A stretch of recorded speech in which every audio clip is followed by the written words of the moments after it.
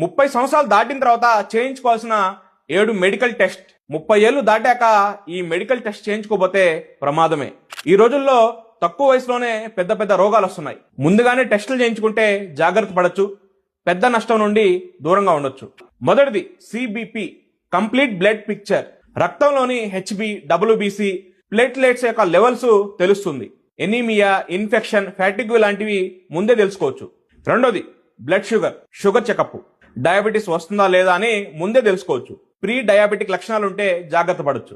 మూడోది lipid profile, cholesterol test. HDL, LDL, triglycerides ఇవన్నీ ముందే తెలుసుకోవచ్చు.